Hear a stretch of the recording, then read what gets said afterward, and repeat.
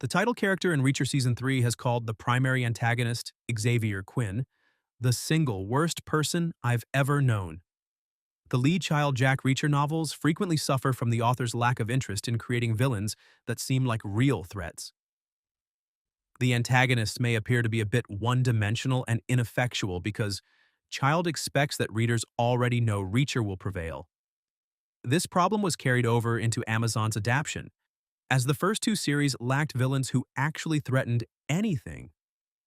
Child's Persuader is adapted in Reacher Season 3, and the most recent series attempts to address the villain problem.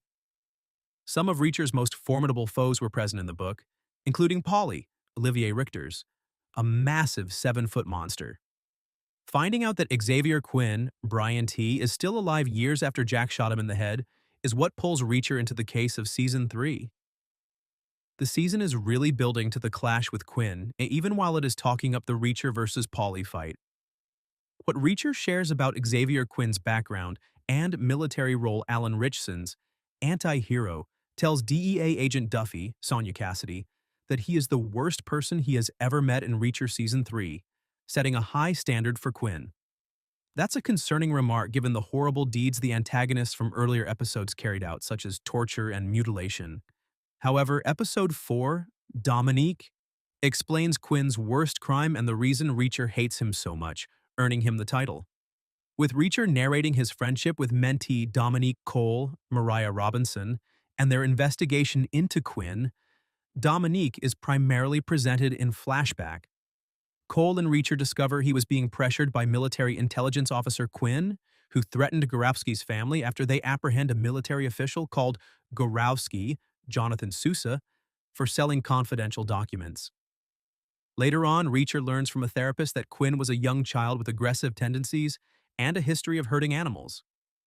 Quinn was diagnosed with malignant narcissist personality disorder in the report, which also emphasized his evident pleasure in torturing people and his lack of empathy or regret. This torturing tendency is highlighted in Quinn's horrific murder of Cole, in which he abducts and questions the young sergeant following an unsuccessful attempt to capture him. Reacher finds Quinn trying to escape on his remote property, where he also finds Cole's disfigured body. When Reacher asks Quinn what her first name was, he tries to tell him that he and Cole were working together in secret, but Quinn's silence shows that he is lying. Then Reacher led Quinn to the precipice and used his weapon to shoot him in the head.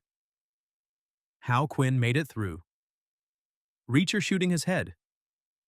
Reacher isn't known for making mistakes, but it makes sense that he would assume Quinn was dead after shooting him in the forehead and seeing him go down a cliff.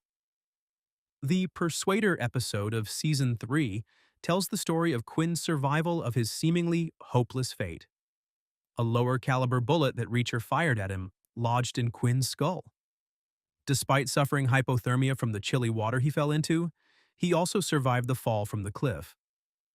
Although that may seem like a terrible thing, Quinn's heart was slowed down by the hypothermia, which protected him from bleeding, and the reduced oxygen prevented permanent brain damage. After being discovered washed up on a beach, Quinn had 6 months of rehabilitation before going missing once more. Reacher leaves open the question of whether Quinn can recall what happened to him. He claimed to have no recollection while undergoing therapy, but medical professionals think he was pretending to have amnesia. They were right, considering how easily he reverted to his illegal ways. Quinn might, however, forget the days before he was shot. He could identify the former 110th Special Investigator if they ever met again, but the fact that he never tried to exact revenge on Reacher is evidence of this. An explanation of Quinn's role in taking over Beck's rug company, Quinn's aggression seems to have only increased with age. In Season 3, Reacher intends to go undercover with accused drug smuggler Beck, Anthony Michael Hall, who imports rugs. It is established throughout the first half of the series that Quinn, posing as Julius McCabe, is holding Beck and his son, Richard, Johnny Berchtold, captive. Quinn had previously planned Richard's kidnapping, torture, and ear amputation to coerce Beck into giving him control of his rug business. Quinn installs his own men, Duke, Donald Sales, and the burly Polly, Olivier Richter's, to make sure Beck always complies with his orders while he uses Beck's company to smuggle weaponry. Quinn most certainly abducted Teresa, Duffy's source, and is holding her hostage for unidentified reasons. Though the adaptation gives the antagonist more to do, Quinn's function in the original Persuader is comparable to the first half of Season 3. Quinn is less of a background menace in the third series, much like how Season 2 increased the prominence of the enigmatic AM, Ferdinand Kingsley. Polly continues to pose the greatest threat to Reacher in several ways. Quinn didn't fully return until the last chapters of Persuader, but Season 3 is probably going to make him a more active antagonist.